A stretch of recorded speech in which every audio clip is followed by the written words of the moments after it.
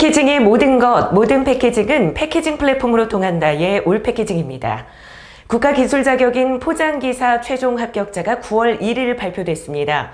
이번에 포장기사 자격을 취득한 합격자들에게 축하의 말씀을 드리면서 9월 두 번째 주 올패키징 TV 패키징 주간 브리핑 시작하겠습니다. 환경부가 농산물 생산과 유통 과정에서 친환경 포장을 권장하기 위해 농산물 포장 지침서를 발표했습니다. 이번 지침서에는 과일류의 소매 판매용 포장이 설계 과정에서부터 친환경일 수 있도록 포장재의 재질, 재료 등의 사용을 최소화하는 방법, 재활용이 쉬운 종이 포장 방법, 포장재별 분리배출 방법 등이 담겨 있습니다. 농산물 분야에서 친환경 포장에 대한 관심이 높고 개선이 필요한 상황으로 관련 부처인 국립농산물품질관리원은 친환경 포장의 개념과 세부적인 기준의 마련, 나아가 농산물 표준 규격과 포장 규격 개정을 위한 연구 용역을 진행하고 있습니다.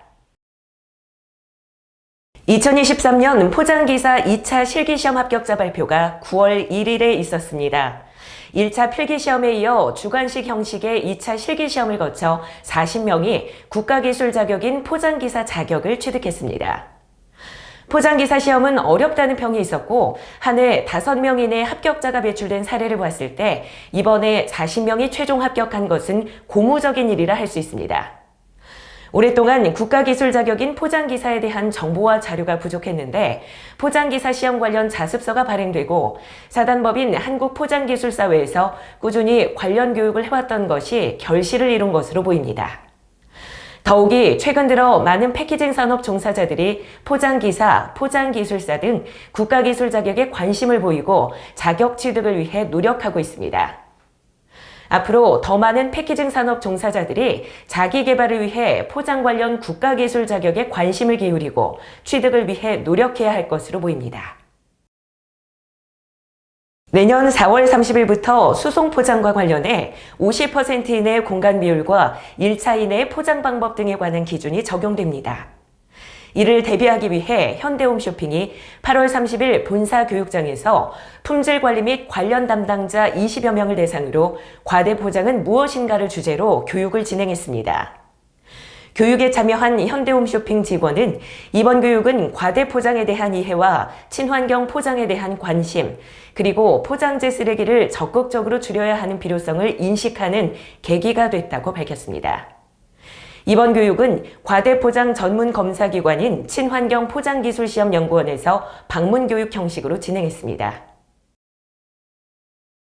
지속가능한 포장은 전체 수명주기 동안 포장 재료와 공정이 환경에 미치는 영향을 줄이기 위한 포장 설계 및 제조 접근 방식입니다. 여기에는 재생 가능하고 재활용 가능하며 생분해 가능한 재료와 제조 방법을 사용하는 것뿐만 아니라 폐기물을 줄이고 에너지 효율성을 향상시키는 데 초점을 맞춘 포장을 설계하는 것도 포함됩니다. 지속가능한 포장은 포장이 환경에 미치는 영향을 줄이는 동시에 제품에 필요한 보호와 기능을 제공하는 것을 기본 목표로 합니다. 포장 폐기물은 환경 파괴와 기후변화에 큰 영향을 미치기 때문에 중요합니다. 지속가능한 포장은 기업, 소비자, 그리고 환경의 요구 사이에서 균형을 추구해야만 합니다. 지속가능한 포장의 특징은 종이와 같은 재생가능한 재료로 제작하고 유리, 알루미늄, 특정 유형의 플라스틱 등과 같이 재활용 가능하고 쉽게 재활용할 수 있어야 합니다. 이렇게 하면 매립지로 가는 폐기물의 양이 줄어들기 때문입니다. 또한 생분해성과 생산, 운송과 폐기 단계에서의 낮은 탄소 배출량, 유리병과 같은 재사용 가능성, 무독성, 경량화, 퇴비화 가능 등으로 폐기물을 줄이고 순환경제를 지원합니다. 지금까지 필로우 포장은 연포장재로 만들어져 왔는데 최근 종이를 기반으로 한 필로우 포장이 늘어나 화제가 되고 있습니다. 최근 암코가 출시한 고성능 종이 포장재는 기존 코팅지 대비 향상된 배리어성을 제공하지만 폴리염화비닐리대는 사용하지 않습니다. 이 포장재는 바, 쿠키, 시리얼 등 다양한 필로우 포장에 적용 가능하고 재활용성이 뛰어나다는 것이 특징입니다. 이처럼 필로우 포장에 종이 포장재를 사용하기 위해서는 필로우 포장기계의 보안과 적용 기술에 대한 검토가 필요합니다. 아울러 일부 플라스틱을 대체하는 것이 아닌 진정한 의미의 종이 포장재 적용이 이루어져야만 할 것입니다. 다음은 패키징 관련 단신 뉴스입니다. 추석 명절에 맞춰 다양한 선물 세트들이 쏟아져 나오고 있습니다. 친환경 포장 컨셉의 추석용 선물 세트들이 출시되고 있습니다. 사조 대림에서는 부직포 가방 제거, 캔햄의 플라스틱 캡 제거 등의 친환경 선물 세트를 출시하고 91톤의 플라스틱 저감 효과를 기대하고 있습니다. 친환경 포장의 의미는 다양합니다. 그 가운데 가장 친환경적인 포장은 설계, 개발부터 원천 감량된 포장이라고 말할 수 있습니다.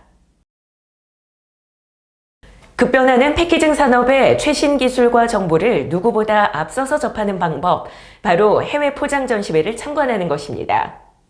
올 패키징에서는 10월 3일부터 2박 3일간 일본 포장 전시회 재팬팩 2023을 참관하고 일본 현지 시장을 조사하는 재팬팩 2023 참관단을 모집합니다. 자세한 내용은 패키징 플랫폼 올 패키징을 참고하시기 바랍니다.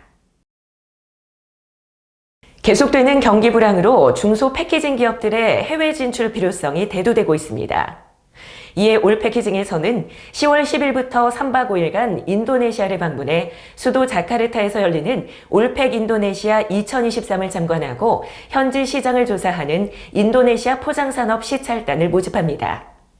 해외 진출과 시장 확대를 원하는 포장업체들의 많은 참여를 바랍니다. 자세한 내용은 패키징 플랫폼 올 패키징을 참고하시기 바랍니다. 패키징 관련 다양한 이슈와 문제 등을 함께 고민해보는 시간입니다. 이번 주 위클리 이슈는 농산물의 친환경 포장입니다.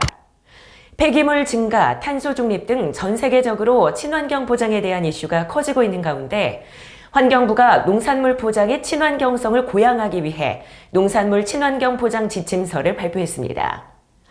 그동안 농산물의 특성을 감안해 예외적으로 적용되던 부분들이 많아 친환경 포장의 개념이나 기준에 미치지 못한다는 지적이 많았습니다.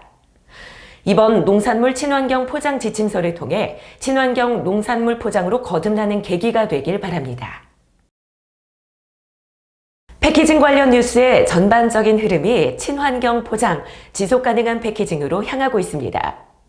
지속가능한 패키징에 대한 관심이 지속가능한 패키징의 연구와 개발로 이어지고 궁극적으로는 지속가능한 패키징 사업으로 이어나가길 바라면서 패키징을 통하여 패키징과 함께 패키징을 위한 올 패키징 TV의 9월 두 번째 주 방송을 마치겠습니다.